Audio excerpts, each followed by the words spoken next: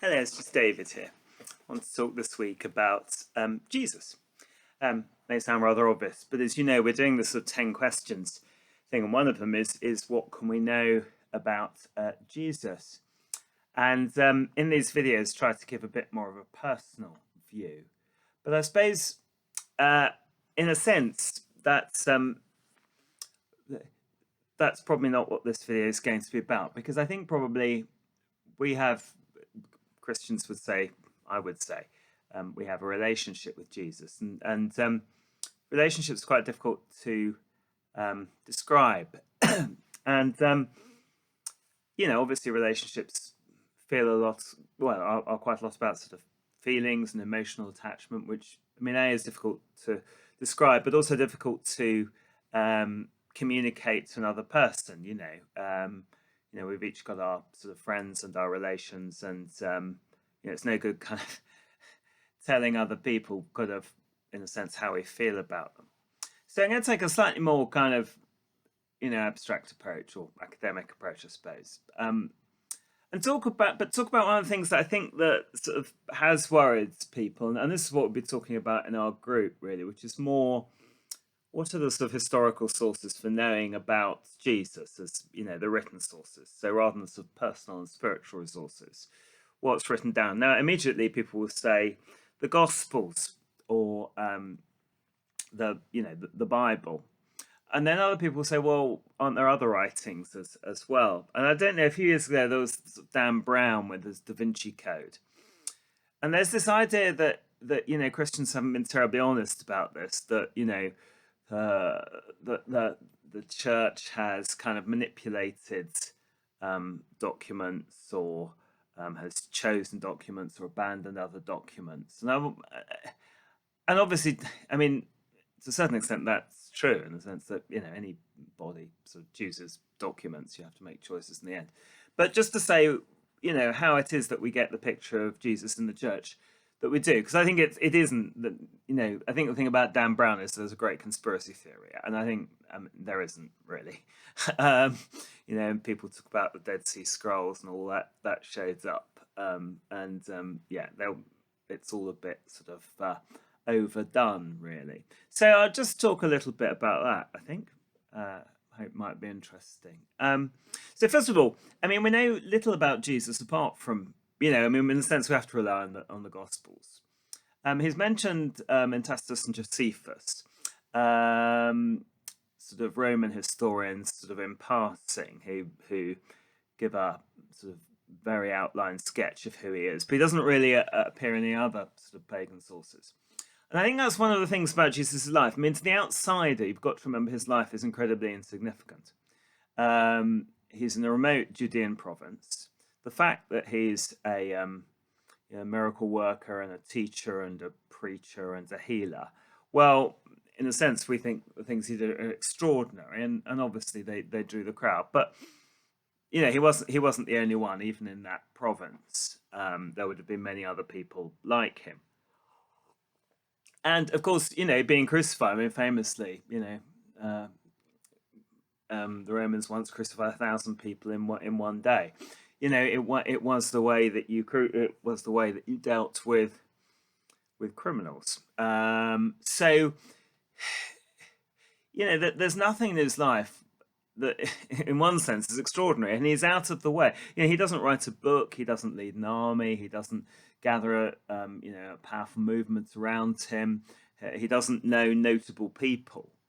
So it's not surprising that for his life, not much is known about him. Now, of course, we do hear sort of Christians mentioned, and therefore we hear him sort of secondhand. So by the time you get to sort of 40, 50 years after his death, there are these sort of passing references to this new group, the Christians. So that sort of, to those who say Jesus didn't exist, well, that group wouldn't have come out of nothing. So there's plenty of references to those, but of course they don't, they don't give us great details of his life. So yeah, and then people will say, what about all these other sort of writings about him? Well, the first things that are written in the New Testament are are the letters. Not the first things are some of the letters. So most of the Bible we now, New Testament, we believe, is written between about 50 and 100 AD, roughly. So, a generation after Jesus has died. And I think, unsurprisingly, the first thing is the letters of the churches. So Paul's first letter to Thessalonians is thought to be the first. I mean, all this stuff is argued over, but generally regarded to be the first book of the New Testament to be written. The reason the Gospels were written later, I think, is because, as you see in Paul's early writings, they expected Jesus to come again.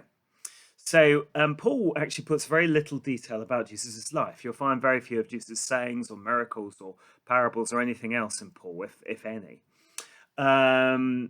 He's concerned with his death and resurrection, but very little mention of anything else about his actual life. And then the Gospels, I guess, are written. I mean, we think Mark's the first and John's the last. We're not quite sure, but they seem to be written, 10, 20 years later. And the reason is that I think by that time people realize, well, perhaps Jesus isn't coming back, and there is a need to pass this on to future generations. And if the eyewitnesses and the reports of eyewitnesses, on which that was the kind of test of authentic Gospels. They weren't all eyewitnesses, but were they at least based on eyewitness accounts? If they're dying off, and if we don't write it down, we're going to lose it. So they wrote it down. And Luke, at the beginning of his gospel, says quite clearly, that he wants to write this kind of clear historical record. It's a good piece of sort of history. He sets out what he's trying to do. Most of the sort of controversial sort of Dan Brown stuff comes later. Most of it is, quite a lot of it's Gnostic. It's probably from the sort of the next generation of Christians. And of course, after that, it's not as though what you might call Orthodox Christians aren't writing. I mean, lots of people are writing various things, as we move from the first to the second and then the third centuries. And I mean, again, people say, well, how are things selected in the Bible? And that there's sort of two halves to this, really. I mean, certainly it is true to say that the final canon, well, in a sense, it's still not decided because we can't decide about some of the apocryphal books of the Old Testament. But I mean, fundamentally, the sort of what's in the Bible, the New Testament, is decided at the end of the 4th century, at the sort of great ecumenical councils, and those are final lists. Now, people say, well, that's a long time. That's sort of 300 years after they were written. What kind of conspiracy happened in those 300 years? Well, again, selection had to be made, and a lot of those sort of later, more speculative Gnostic writings were left out, and I think for good reason. Also a lot of other sort of deeply Orthodox Christian writings were left out just because they were later on. As I say, nearly all of the New Testament documents belong, if not all, actually belong to the 1st century. I know that's quite a controversial claim, but it's not. There's not much after AD 100, if anything. And but also we know that although there's lots of worrying about the final list. Should the I can't remember, letter to Hermas, and there's one or two other bits of sort of pieces which very near, I think, Epistle to Barnabas. There's one or two other bits that very, very nearly get in. And then there are bits that struggle to get. So Revelation is probably the one that's always a bit kind of dodgy. But the core, 4 Gospels, the major Pauline writings, one or two other bits and pieces. I mean, that's pretty settled earlier on. I mean, that's settled in the sort of 2nd century. It's just the slightly more obscure books that are argued over for another 150 years or so. So yeah, there's not a huge amount of conspiracy there. And then the Dead Sea Scrolls. The Dead Sea Scrolls, for those who don't know, 1947, a lot of scrolls are found hidden in caves in the desert, probably from the nearby Qumran community, if there was a community, or if there was one community there. Again, scholars argue it over it all. And there were some new things, documents found there. I mean, there's a couple of things to say. I mean, it's very patchy. We don't know exactly who was at the Qumran community, when, where. It's basically a sort of wilderness community in Judea. So sort of place John the Baptist might have been around. I mean, again, we don't really think John the Baptist is connected with that community. We don't really know. But yeah, there, as I say, I mean, there's lots of sort of patchy arguments about what those scrolls. I mean, there's nothing really extraordinary about them. There's nothing in them that cast doubt on the very, very basic beliefs about Jesus. And also, I mean, there's a huge amount, particularly of Old Testament texts, where actually they confirm to a quite striking degree the text that we have. So one of the ways Dead Sea Scrolls is most useful is that you used to have to make a choice between ancient texts. So I mean, I'm talking texts from the first few centuries or AD, but were in Greek. But if you wanted a Hebrew text, which of course the Old Testament was written in, or nearly all written in, then we only had much later text. So do you have a later text in the original language, or do you have an earlier text in Greek translation? It's your kind of choice, and it was difficult for biblical scholars. One of the things the Dead Sea Scrolls does provide is, at least in fragment form, lots of early Hebrew Old Testament texts. And the extraordinary thing about it, again, it's like going against conspiracy theories, is that they turn out to be pretty much what we have later on. The scribes seem to have done a pretty job. There isn't great sort of changes. So, as I say, again, lots of conspiracy theories. I think, conspiracy theories sell quite well. But I think scholars would be just a bit more conservative in their judgment. We come then to, as I say, bringing it full circle about what do we make of it all. And in a sense, it's what happens in the New Testament, because in a way, Jesus's life, the facts of his life are one thing. The question is what we make of it and what the church makes of it. Now, the way you used to study this in college, it's gone a bit out of fashion, but is to talk about the Jesus of history and the Christ of faith.